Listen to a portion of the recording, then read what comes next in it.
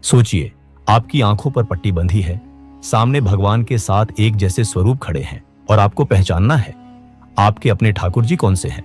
ये कोई कल्पना नहीं, ये जयपुर के राजमहल की सच्ची कथा है।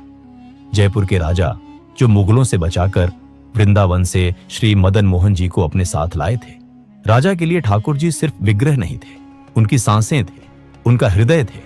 और उसी राजमहल में एक और हृदय धड़कता था, केवल मदन मोहन जी के लिए, राजा की पुत्री जो बचपन से दिन रात उनकी सेवा में लीन रहती थी। समय बीता, राजकुमारी का विवाह तय हुआ। विदाई से पहले राजा ने स्नेह से पूछा, बेटिया दहेज में क्या दूं? राजकुमारी बोली, पिताजी मुझे सबसे अधिक प्रेम श्री मदन मोहन जी से है। गोविंद देव जी आप रखिए, मदन मोहन जी मुझे दे दीजिए।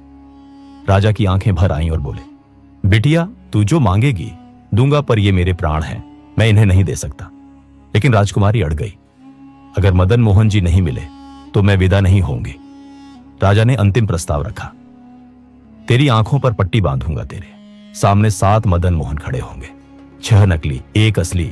अगर तू पहचान गई तो समझूंगा कि ठाकुर जी खुद तेरे संग जाना चाहते हैं। तो राजकुमारी बोली, ठीक है आप ये आयोजन कीजिए। राजा ने कारीगरों को बुलवाया और मदन मोहन जी के 6 स्वरूप बनवाए। ऐसे स्वरूप बनवाए कि कोई बता ही नहीं सकता कि असली मदन मोहन कौन से।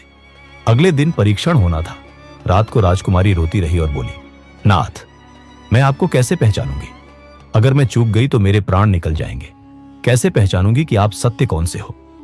अगले दिन पूरा राजभवन इकट्ठा हो गया, भीड़ लग गई देखने वालों की। 7 स्वरूप विराजमान थे। राजकुमारी की आंखों पर पट्टी बांधी गई।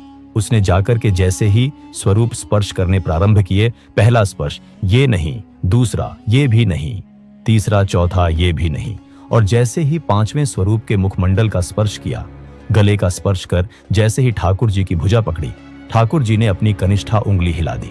राजकुमारी चिल्ला उठी, पिताजी यही हैं मेरे मदन मोहन जी। राजा के नेत्रों से आंसू गिर गए। बोले, मैंने इनकी उंगली हिलते देखी है, अब समझ गया हूं तेरी जिद नहीं है इनको ले जाने की, इनकी भी इच्छा है तेरे संग जाने की। और गाजे बाजे के साथ श्री मदन मोहन जी करौली राजस्थान पधारे। जहां भक्त का प्रेम सच्चा हो वहां भगवान खुद संकेत देते हैं। अगर इस कथा ने आपके मन को छुआ हो तो लाइक करें, शेयर करें और ऐसे दिव्य प्रसंगों के लिए चैनल को सब्सक्राइब जरूर करें।